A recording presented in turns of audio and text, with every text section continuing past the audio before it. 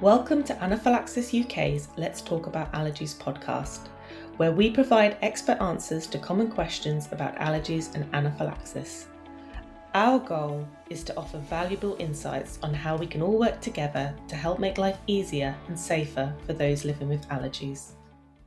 This year marked a huge moment for the allergy community with the launch of the UK's first National Allergy Strategy, a long-awaited coordinated plan to improve allergy care across all 4 nations. For years, families, patients, clinicians and charities have been calling for change. Too many people have faced delayed diagnoses, limited access to specialist care, inconsistent support and avoidable risks simply because their allergy services have been fragmented and under-prioritised. The new strategy aims to change that. It sets out recommendations to improve healthcare, education, food safety, access to treatment and public understanding of allergy, while also pushing for stronger leadership and accountability across government and the NHS. But what does that actually mean for people living with allergies? What changes could happen first, and how do we make sure the momentum leads to meaningful action? To help us unpack it all, I'm joined by Professor Adam Fox, Chair of the National Allergy Strategy Group and one of the key people behind this work. Professor Adam Fox, welcome and thank you for being on. No, pleasure to be here. And the first question, for people hearing about the National Allergy Strategy for the first time, what is it and why is it such a significant moment?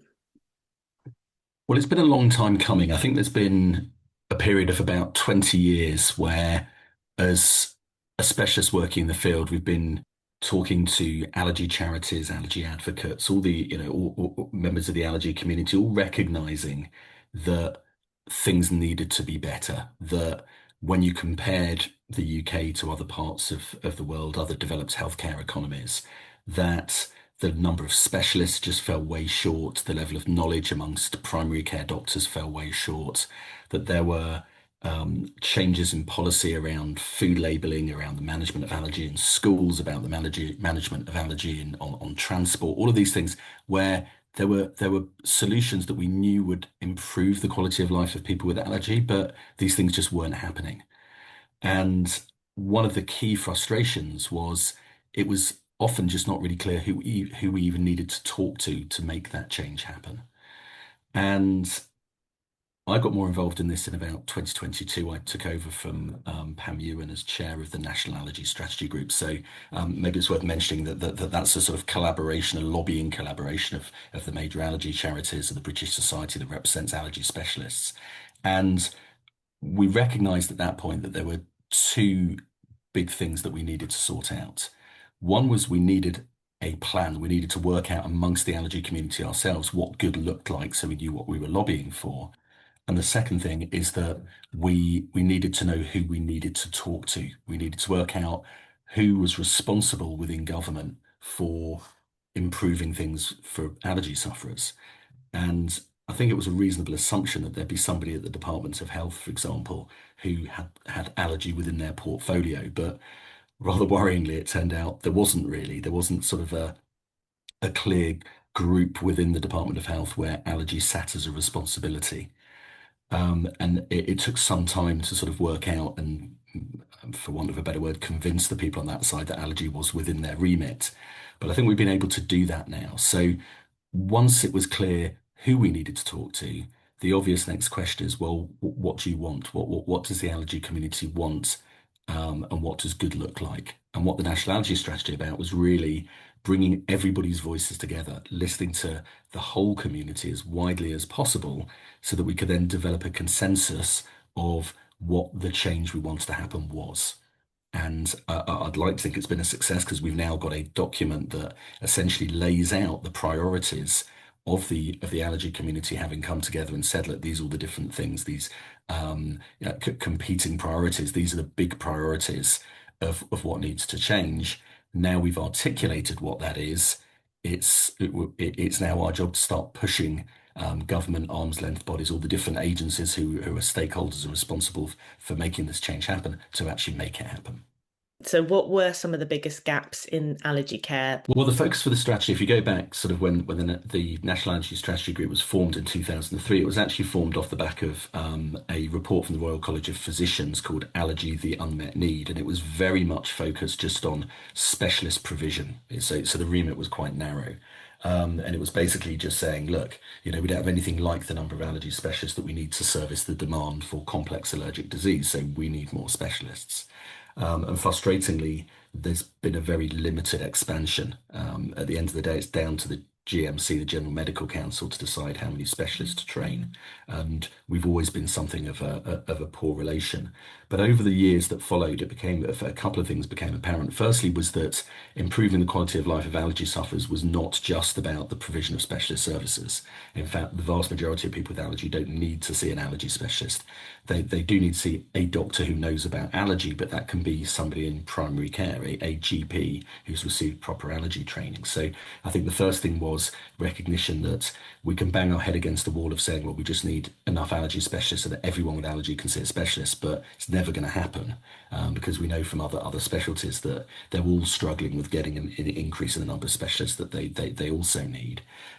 So we needed a different model. We needed a model where there was just better allergy training across the board for the different doctors who aren't allergy specialists, but the GPs, the doctors in district generals, general pediatricians, they needed better allergy training so that they could service that demand better. And that model should work really well.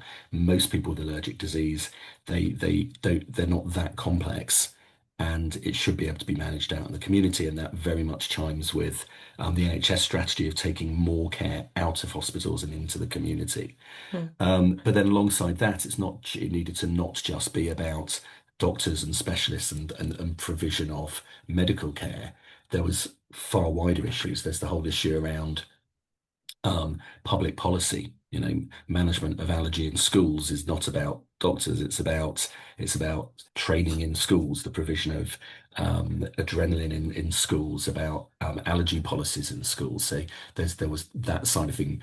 The whole issue around societal awareness, better awareness in restaurants, in catering, all the Yeah. places where people with food allergy, for example, are at risk, but then also better awareness around air quality and all the many areas that will impact on people with respiratory allergies. And also a very, very big piece on both allergy prevention, because increasingly, because of our advances in knowledge, we know there are ways that we could be reducing allergy in the first place and making sure that that knowledge gets turned into public health policy that actually causes the change that it needs to and reduces allergy. And likewise, better support for research, because we've already shown great gains from the research that's been done in the UK has always punched above its weight when it comes to allergy research. It's often falling down when it comes to implementing that research into public policy. But better support for allergy research, because otherwise we find consistently that when you're putting in for grant applications, you're coming off second best against the applications for research into obesity or cancer or heart disease. And of course, they're all completely worthy, but we need some support in order to progress research agendas as well. One of the major aims is to reduce preventable harm. What does that look like in practical terms? I think I mean the way the national strategy has been arranged is across five themes, five sort of big strategic goals. So one of them is around providing stronger leadership and accountability for allergies. So that's all around, national leadership in the NHS, Department of Health, but also across food labelling, across provision of safer policies in schools, etc. Another domain is around equal access to high quality medical care, another about preventing allergic disease, another around research, another around building awareness and inclusivity in environments across society. And I think preventing reducible harms cuts across all five of those. Yeah. I think there's an element in each of those domains. But if we, for example, look at drug allergy, something that's really frustratingly underinvested in the UK, we have a huge overdiagnosis of medication allergies, and then the people that do have genuine allergies sometimes get the medications they shouldn't. But lots of people are avoiding medication they don't really need to avoid. There's very little access to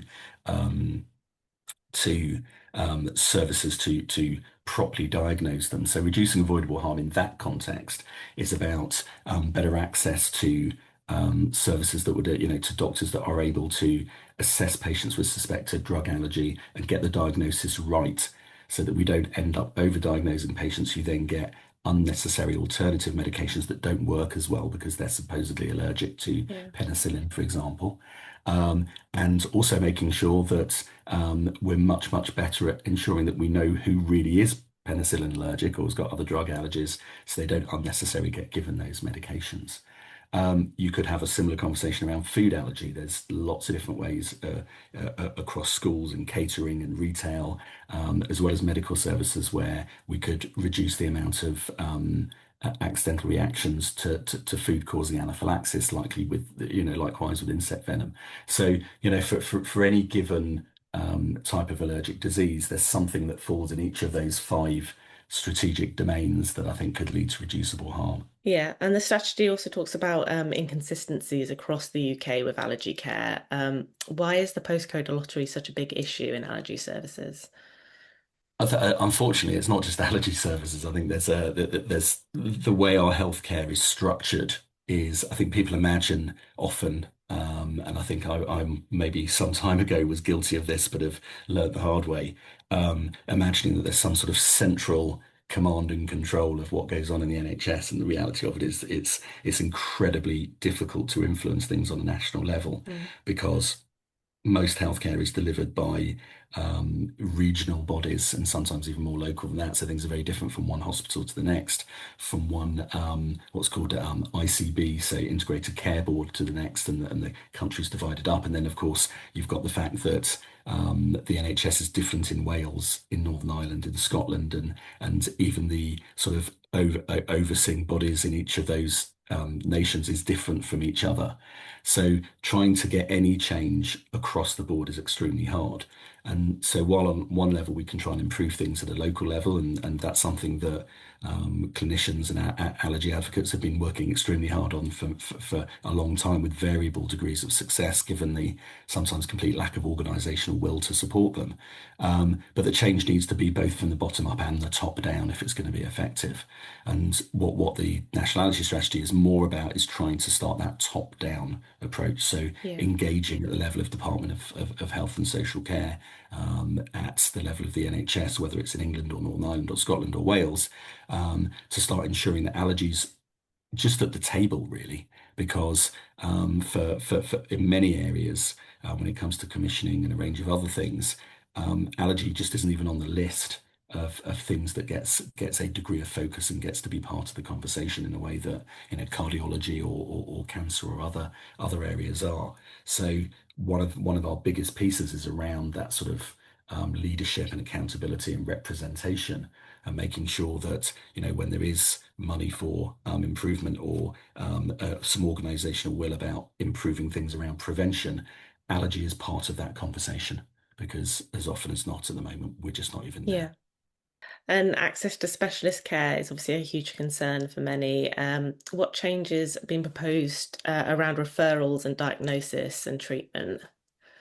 Well, there's a lot in there about the fact that we are relatively underserved in terms of numbers at specialist level, but we're moving away from being exclusively focused on that, and there's much more focus on the importance of developing robust pathways and leadership around the development of those pathways, so that we make sure that the right patients get as seamlessly as possible out of primary care into either secondary care or eventually into more specialist care, and that we don't have specialist clinics that are full of patients that could have been managed in primary care, which sometimes happens, and the really complex kids and adults with multi-system allergic disease stuck in primary care because they can't get out of it, to get in front of a specialist. So that needs quite a lot of organisation. It needs networks. It needs national leadership. And so, yes, there's a big piece in there around trying to move forward in that as well. Yeah.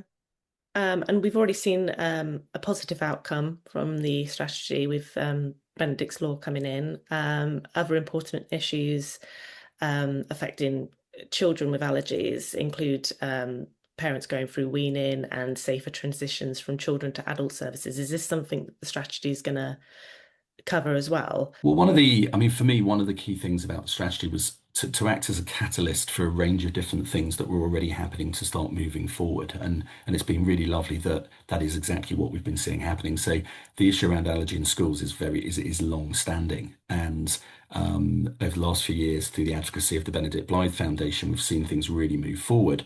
But Benedict's Law is a really, really fabulous example of how collaborative working between charities, specialists, allergy advocates, and the whole allergy community can be effective. When the Benedict Blythe Foundation were lobbying the Department for Education, when the allergy charities were lobbying the Department for Education, that there needed to be a safer environment in schools for people with allergies. That what came back from the Department for Education was, look, we're open to change, but we need to understand what that change looks like. So you guys need to all get together and come up with a position statement. And that's exactly what we did. We produced a joint position statement between the National Allergy Strategy Group, representing the bigger charities, the specialists, and the Benedict Blythe Foundation. And once that had gone back to the Department for Education, it was clear that there was consensus within the allergy community about what needed to happen. Then things really started moving along. And I don't want to minimize the enormous amount of lobbying and pushing and energy that was required from all the charities, particularly the Benedict Blythe Foundation, to make that happen. But it was that collaboration that really got things over the line. And for me, that was sort of, that model that shows that, Yeah. well, if we can do that in this area, then we can do this in all these other areas as well. And then what we've seen is that I think because of successes like that, because we've also seen success, for example, with Owen's Law, and not quite as far along, but a clear recognition from the right parts of government that this is something that needs to happen. That we're starting to see. Well, look, last Sunday, just last week in the Sunday Times, we saw a letter from myself and colleagues lobbying the government around trying to better understand why the public health policy around allergy prevention didn't really reflect the most up-to-date and best evidence, and that research that was carried out in the UK has led to changes in public health policy in Australia and the US, which have already reported back very significant gains in terms of preventing food allergy, for example, through early weaning. Why are we not advocating for the same things? And actually, we've already had a response back from government saying that they are going to later in this year relook at current guidance around this. So for me, just starting this conversation, just engaging with government in this way, getting the whole community involved, is lighting lots of different fires. And the National Allergy Strategy Group is not set up for, nor does it have the capacity or infrastructure to deliver this change itself. It's just a few of us working voluntarily. That's it. That's all it is. But the responsibility for implementation falls with government. They're the ones who have the ability to make the change.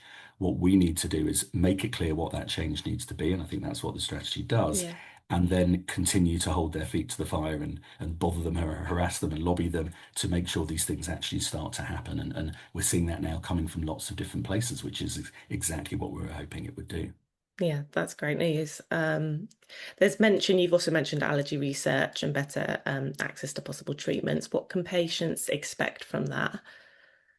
Well, we know that there are now, a series of disease-modifying treatment available. So, the best example would be sublingual immunotherapy for people with severe respiratory allergies, very bad hay fever, dust mite allergy.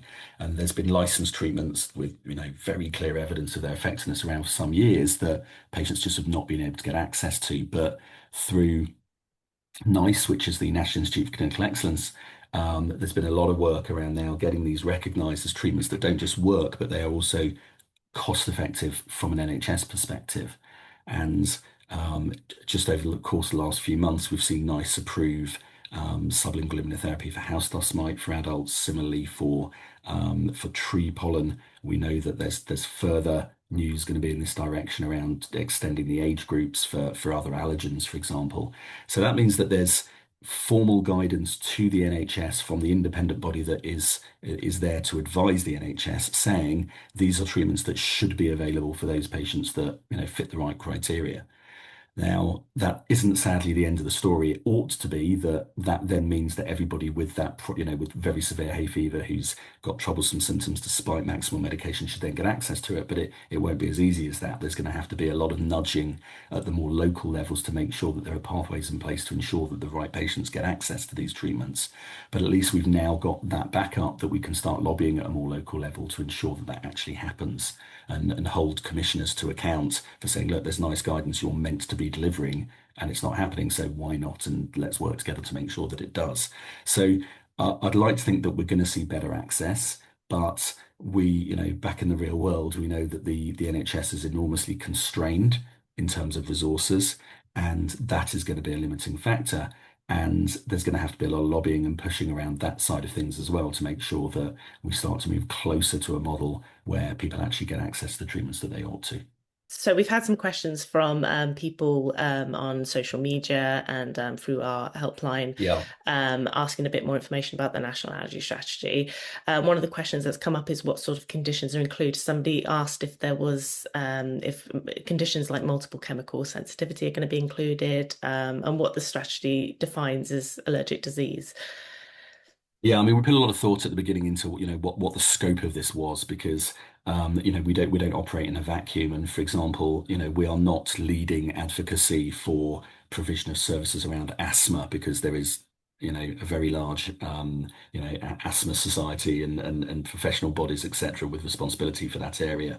We are very clear that we're focusing, although we overlap with lots of other areas and have worked very closely with organisations for who represent eczema sufferers, for example. It's about allergy by the scientific definition of that. And that means that there are some conditions that sit a little bit on the periphery of the work that we do that aren't technically classified as allergic diseases that consequently aren't included in the strategy. So there isn't anything material really in there about multiple chemical sensitivity, and that doesn't in any way detract for the importance of making sure that there are services for people who suffer from not just this, but there's a number of other Yeah. conditions, eosinophilic diseases, mast cell disorders, but they're technically not allergy, and we've consequently had to keep our definitions tight. Somebody else has asked, does the strategy address ingredient labeling and food information?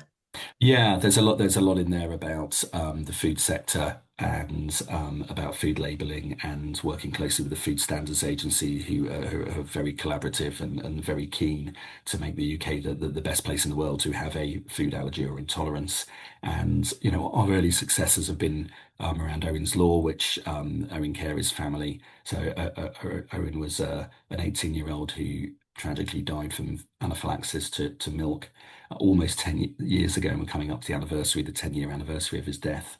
And there's been a real push by his family about trying to make sure that Owen's Law, which is about full ingredient disclosure in restaurants, gets over the line in time for that. And we're now pretty hopeful following very productive meetings with DEFRA, the ministry responsible for this. And Angela Regal, who's the minister responsible, has now instructed the food standards agencies and her officials to sort of make this happen. There's a very long queue of legislation waiting to go through around the whole area of food safety because of issues with the EU, but I'm very confident it will get there. And another question that quite a few people have been asking about cosmetic products and medicines and the pharmaceutical industry. Is Yeah, that so going to so be? yeah, there's lots in there about medication allergy. Also, one of the key stakeholders in our work has been the British Society for Cutaneous Allergy. So these are the guys who deal with things like contact allergy and cosmetic products and things. So yes, there's bits in there. I mean, there's sort of two levels of what's articulated in the strategy. There's the sort of the big headlines. Because when you're engaging with politicians, for example, there's no point giving them a huge tome and saying we need everything in this document. There have to be headlines, and but behind it and sat sort of in that document in sort of appendices in a great amount of detail are the outputs of our working groups that go into a lot of detail, and I think things like cosmetic products might not appear in those headlines. They're not within the big ticket items. There was a prioritization exercise about sort of, things that we need to sort of really bring to the fore, but they're absolutely there in the detail that's in there as well. So they've not been forgotten. Yeah. So for people living in Scotland, Wales, and Northern Ireland, how will this work across the devolved nations? Yeah, it's a great question because there's a real risk with these sorts of projects that it all becomes, well, we're talking about the UK and what we really mean is England. There's a real risk of that. And we were absolutely determined that that mustn't happen because some of the biggest disparities and health inequalities are very much in the devolved nations. And it is incredibly frustrating that anything that we want to make happen, you have to sort of do four times because things don't happen UK wide. Things like Benedict's Law, for example, amazing that it's happened, but it's for England, and now it needs to happen in all those other places, and it's not in any way a given. You have to do all the lobbying and all the engagement, and I know the Benedict Blind Foundation are working very hard on that and all those devolved nations as well, and we're doing our best to support them. Um, we have our own within the strategy. There's very clear sections for each nation about how what we're proposing aligns with existing strategies around health and other areas for those because you need to demonstrate policy alignment to make progress. We've done huge stakeholder mapping exercises to identify who the right people to engage with are. We're doing launches in each individual country. So we've already done a launch in Northern Ireland. We delayed the Scotland and Wales one because they were having elections. So there was very Yeah. little point with engaging with people who were going to be moving on. But we're planning on doing those.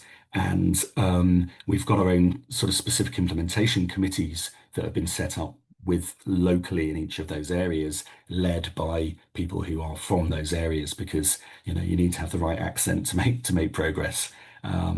People the politicians you engage with need to know that you really understand how it works in that area. And so we need people who work in those specific geographies to lead this, and that's exactly what's happening. Yes. And now the strategy has launched. What happens next? So there's two parts of this. So the first is a huge communication exercise. So making sure that everybody that needs to know about this knows about this, and that's been ongoing, and I think that's been pretty successful. We're actually getting a lot of people, politicians, for example, reaching out to us because they've heard about this now, which is fantastic, and certainly something of a first. But the second then is the implementation, and I think this is a slightly misunderstood section here. It's not the allergy community can't make this stuff happen. The changes that we need, they are changes that are within the gift of departments of health, departments of education, the arm's length bodies like regulators and NICE and the MHRA, Food Standards Agency, people like that. Yeah. So what we're doing is having now sort of delivered what our sort of vision of what good looks like, and got in for most of these places a commitment that this will be looked at and responded to, which is really important. We're setting up implementation advisory groups. So these are essentially groups of very engaged people that represent, all the people involved in the strategy, allergy advocates, leaders, experts, etc. And there'll be open calls that will be coming out over the next few weeks for people to put themselves forward to be involved in this, to form sort of core groups and around that wider groups who will sort of be there to sort of to co-develop policy, to support and inevitably lobby, harass, nag, and hold to account those parts of government and other agencies where there needs to be momentum kept. So I'm sure it's going to be very frustrating because government and policy often moves at a pretty geological pace. But just making sure that this stays on the agenda and isn't forgotten, and Yeah. that that the focus is still there, is going to be really important. Originally, they were going to be called implementation groups, but that implied that they were responsible for implementation, but they're not. They can't be. They can advise and support those that are responsible. So essentially, the onus sort of shifts away from us as a community to we've I wouldn't say we've done our bit completely, but we've said what it is that we need. It's now for those other agencies to come back and support, and do the implementation ourselves themselves for us. Yeah. And obviously we can't implement it, but is there anything that patients, families, and charities can do to help keep the momentum going and make sure it Yeah, definitely does lead to get change? involved, make noise, talk about it, raise this with anyone you speak to in government or anywhere similar, so that it keeps the buzz around it, and keep an eye out because we'll be putting expressions of interest out for all the devolved nations across all our different themes to form those groups, and it absolutely has to have patient advocacy and representation at the absolute heart of it. Great. Thank you so much for being on the call. No That's problem been at all. fantastic. We hope you've enjoyed today's podcast. To make sure you don't miss any future episodes, you can subscribe via your favourite podcast app, including Spotify, Apple Music, and YouTube.